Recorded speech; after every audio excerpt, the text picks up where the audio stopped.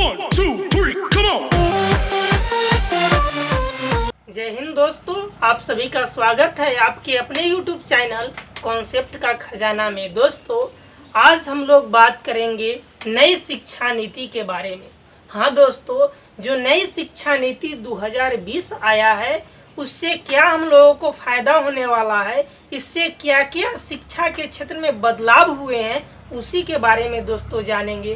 तो आइए दोस्तों, सबसे पहले आप यह जान लीजिए कि जब हमारा देश 15 अगस्त 1947 को आज़ाद हुआ, उसके बाद पहली बार 1968 ईस्वी में शिक्षा के क्षेत्र में बड़ा बदलाव लाने के लिए दोस्तों कोठारी कमीशन की स्थापना की गई। और उसके बाद 1986 ईस्वी में प्रधानमंत्री राजीव गांधी के शासनकाल में 1986 ईस्वी में दोस्तों शिक्षा में फिर से थोड़ा बदलाव किया गया। और उससे पहले 1985 ईस्वी में, उससे पहले एक साल पहले 1985 ईस्वी में जो शिक्षा मंत्रालय था उसका नाम बदल करके राजीव गांधी ने रख दिया मानव संसाधन विकास मंत्रालय। तो उसके बाद से यानी कि 1986 के बाद से 2020 में यानी कि 34 साल बाद प्रधानमंत्री नरेंद्र मोदी के शासनकाल में मानव विकास संसाधन मंत्रालय के जो मंत्री है रमेश पोखरियाल जी, उन्हीं के नेतृत्व में आइए फिर से एक बार नई शिक्षा नीति आई है। आइए दोस्तों समझते हैं उसको। पहला काम किया गया है कि मानव संसाधन विकास मंत्रालय का अब नाम बदल करके रख दिया गया है शिक्षा मंत्रालय। क्या कर दिया गया है? शिक्षा मंत्रालय। आगे बोला गया है नई शिक्षा नीति में कि शिक्षा पर पहले जीडीपी का 4% खर्च किया जाता था, अब किया जाएगा जीडीपी का 6%। पहले किया जाता था 4%, अब किया जाएगा 6%। आगे दोस्तों है 10वीं और 12वीं की बोर्ड परीक्षा आसान हो गई है। यानी कि बोर्ड 10वीं की बोर्ड को खत्म नहीं किया गया है, इस बोर्ड को आसान बना दिया गया है। इसके पॉइंट है दोस्तों कि बोर्ड परीक्षा के महत्व को कम किया गया है। हाँ, कम किया गया है, बट इसके महत्व को खत्म नहीं किया गया। और एक साल में आपको 2 बार सेमेस्टर वाइज एग्जाम होगा, 9th में, 10th में, 11th में, 12th में। यानी कि आपको 9th में भी 2 गो एग्जाम देना होगा, 10th में भी 2 गो, 11th में भी 2 गो और 12th में भी 2 गो।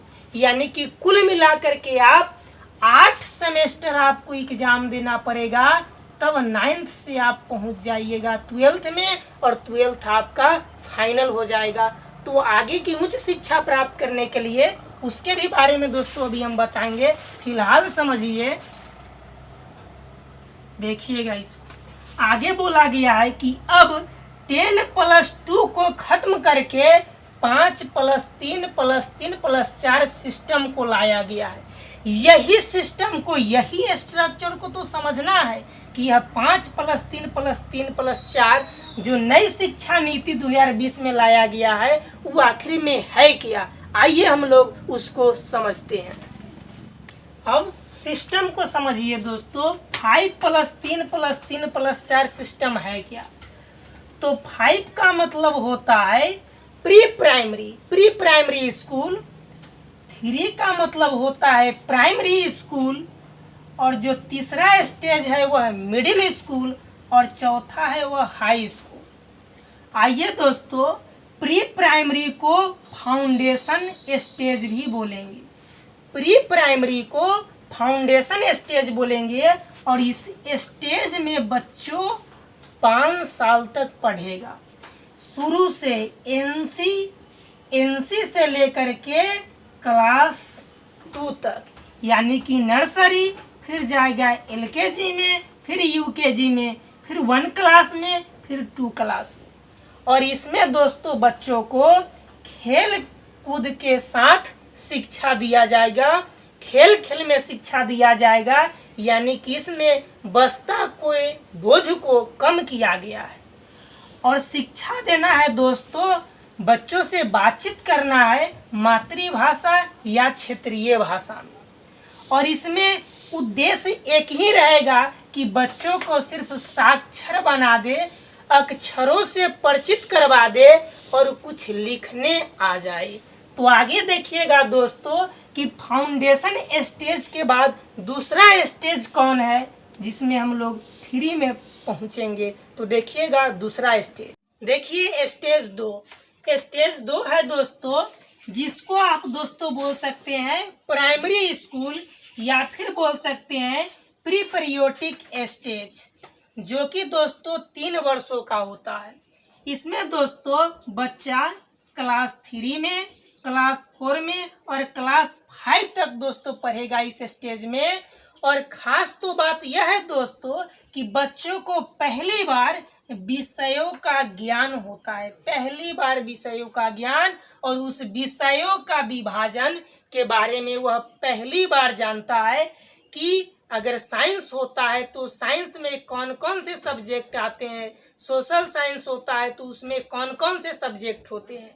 और एक और खास बात है कि पहला स्टेज में दोस्तों फाउंडेशन स्टेज में स्टूडेंट को, बच्चों को बिना एग्जाम लिए हुए उसको पास कर दिया जाता है। लेकिन इस स्टेज में यानी कि स्टेज 2 में यहाँ से स्टार्ट होगा एग्जाम, यानी कि अगर क्लास वह 3 में है तो अगर एग्जाम दिया तभी क्लास 4 में जाएगा, तभी क्लास 5 में जाएगा वह।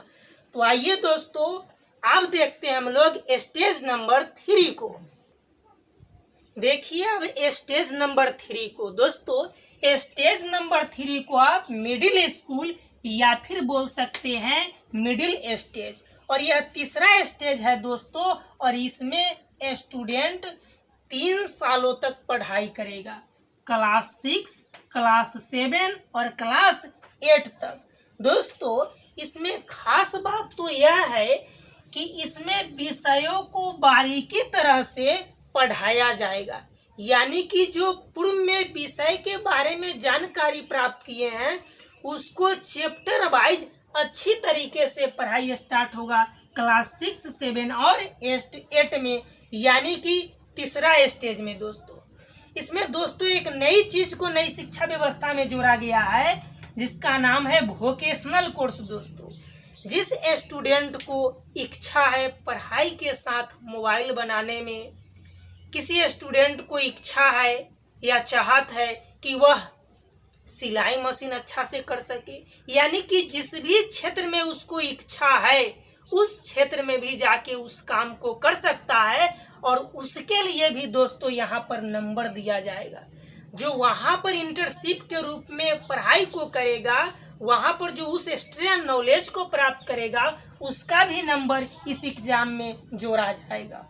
और यहाँ जो दोस्तों स्कूल में शिक्षा दिया जाएगा वह किसी एक लैंग्वेज में दोस्तों, यानी कि इंडियन लैंग्वेज में जो भी है, महाराष्ट्र का है तो मराठी लैंग्वेज, यानी कि जो जिस क्षेत्र से बिलोंग करते हैं उस राज्य की भाषा का इस्तेमाल कर सकते हैं मातृभाषा के साथ साथ।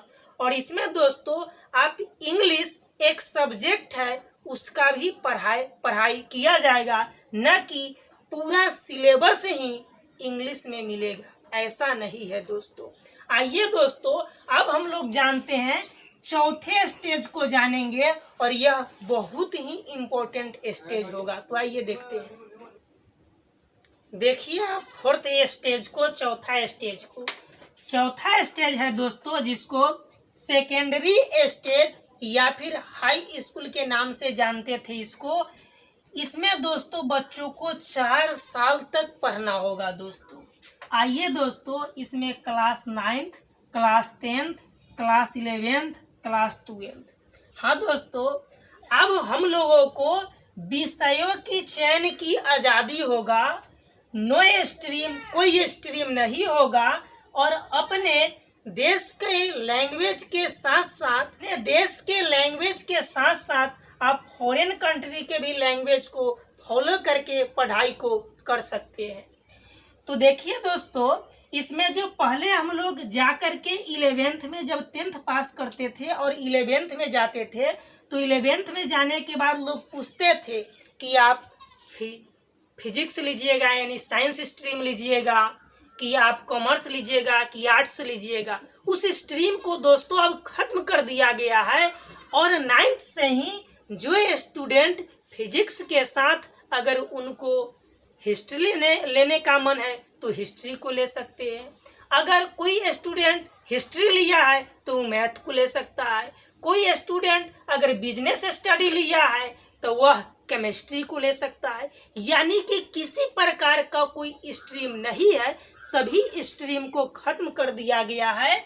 यानी कि अब कॉमर्स के लिए स्टूडेंट भी आर्ट को पढ़ सकता है और साइंस के स्टूडेंट भी आर्ट्स को पढ़ सकता है। इस ऐसे स्ट्रीम को कॉमर्स, साइंस और जो आर्ट्स का स्ट्रीम था, इस स्ट्रीम को खत्म ही कर दिया गया है दोस्तों। आगे देखिए, इसमें लोग स्टूडेंट बोलते हैं कि यह जो क्लास 10th था इस बोर्ड को समाप्त कर दिया गया है क्या? तो नहीं, बोर्ड को समाप्त नहीं किया गया है, जबकि इसमें दोस्तों बोर्ड को आसान बनाया गया है। और इसमें भी दोस्तों 2 टाइप के सवाल पूछे जाएंगे, ऑब्जेक्टिव और सब्जेक्टिव दोनों। और इन सभी में 1 साल में 2 बार एग्जाम होगा सेमेस्टर वाइज। 9th में भी 2 एग्जाम होगा, 10th में भी, 11th में भी और 12th में भी। यानी कि कुल मिला करके आपको इस स्टेज से गुजरने के लिए आपको 8 सेमेस्टर एग्जाम देना पड़ेगा, तब आप 12th को पास कर जाइएगा। यानी कि दोस्तों आपको यह बहुत बड़ा फायदा स्टूडेंटों को हुआ है कि साइंस का स्टूडेंट भी किसी भी सब्जेक्ट को लेकर के पढ़ सकता है जिसमें उसको रुचि है। तो आइए दोस्तों, यह जो सिस्टम हम लोग देखे थे 5+3+3+4, इसको स्कूली शिक्षा बोलते हैं। इसके बाद जो शिक्षा है उसको हम लोग उच्च शिक्षा बोलते हैं। यानी कि इसको 2 भागों में बांटा गया। इसको दोस्तों बारीकी तरह से हम समझ गए हैं। आइए आप समझते हैं उच्च शिक्षा के बारे में। अब देखिए उच्च शिक्षा को। उच्च शिक्षा में दोस्तों 12th पास करने के बाद अगर आप ग्रेजुएशन करना चाहते हैं तो 3 साल का भी होगा, 4 साल का भी होगा। अब जो बीए और बीएससी और बीकॉम था, यहाँ भी स्ट्रीम का नाम नहीं है। आइए दोस्तों, अगर आप ग्रेजुएशन करते हैं, आप हिस्ट्री लिए हैं, अगर आपको मन है कि हम फिजिक्स ले तो हिस्ट्री के साथ फिजिक्स को भी पढ़ सकते हैं। पहले था कि बीए के लड़का, जो आर्ट्स का लड़का है, वह आर्ट्स का ही सब्जेक्ट लेगा, कोई साइंस का नहीं लेगा। अगर साइंस का स्टूडेंट है तो फिजिक्स, केमिस्ट्री, मैथ ही लेगा। लेकिन अब उस सिस्टम को हटा दिया गया है। अब फिजिक्स के स्टूडेंट ज्योग्राफी भी ले सकता है, बिजनेस स्टडी यानी कि अकाउंट के स्टूडेंट अब मैथ को भी रख सकता है, कोई दिक्कत नहीं है। इस स्ट्रीम को अब समाप्त कर दिया गया है।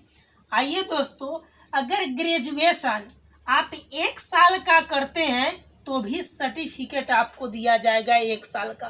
पहले दोस्तों अगर स्टूडेंट 1 साल ग्रेजुएशन करके छोड़ दिया करता था तो उसको किसी प्रकार का कोई सर्टिफिकेट नहीं दिया जाता था। लेकिन दोस्तों अब अगर आप 1 साल भी अगर 1 साल अगर आप क्लियर कर लेते हैं तो ग्रेजुएशन का सर्टिफिकेट मिलेगा। अगर 2 साल कर लेते हैं तो डिप्लोमा का सर्टिफिकेट मिलेगा। अगर 3 साल कर लेते हैं तो आपको डिग्री का सर्टिफिकेट मिल जाएगा। अगर आप उच्च शिक्षा प्राप्त करने के लिए चाहते हैं तो आप 4 साल का भी ग्रेजुएशन कर सकते हैं और आप रिसर्च के डिग्री को प्राप्त कर सकते हैं दोस्तों। अगर दोस्तों आपको चाहते हैं कि मान लीजिए कि कंपटीशन का कोई अगर फर्म आपको भरना है तो उसमें दोस्तों आपको 3 साल का ग्रेजुएशन खोजा जाएगा और 3 साल के ग्रेजुएशन से ही उस फर्म को आप अप्लाई कर सकते हैं। लेकिन अगर आपको उच्च शिक्षा प्राप्त करना है तो 4 वर्ष सीए ग्रेजुएशन करना होगा, 4 वर्ष सीए ग्रेजुएशन करना होगा और उसमें आपको रिसर्च का सर्टिफिकेट दिया जाएगा। और तब आप 4 वर्षीय ग्रेजुएशन करने के बाद आप पोस्ट ग्रेजुएशन यानी कि पीजी को आप कर सकते हैं। उसमें भी दोस्तों पहले एमएससी एमकॉम होता था, अब इस स्ट्रीम को भी समाप्त कर दिया गया है। अब दोस्तों यह जो पोस्ट ग्रेजुएशन है दोस्तों पीजी है वह 1 साल का है दोस्तों। अगर आप दोस्तों 4 वर्षीय ग्रेजुएशन कर लिए हैं तो पीजी करने में आपको 1 ही साल लगेगा। अगर आप 3 वर्षीय ग्रेजुएशन किए हैं तो आपको पीजी करने में 2 साल लगेगा। अगर आपको पीजी के बाद आगे पीएचडी करना है तो अब एमफिल करने की कोई ज़रूरत नहीं है, आप डायरेक्ट आप पीएचडी कर सकते हैं। और पीएचडी तो पहले भी था 4 वर्ष का कोर्स, अभी भी है 4 वर्ष का कोर्स। आइए दोस्तों, हम उम्मीद करते हैं कि नई शिक्षा नीति के जो मॉडल है उसको आप समझ गए होंगे। अगर यह वीडियो आपको समझ में आया तो अपने दोस्तों के पास इसको ज़रूर शेयर कीजिएगा और चैनल पर नए व्यूअर हैं तो चैनल को सब्सक्राइब भी ज़रूर कीजिएगा। जय हिंद।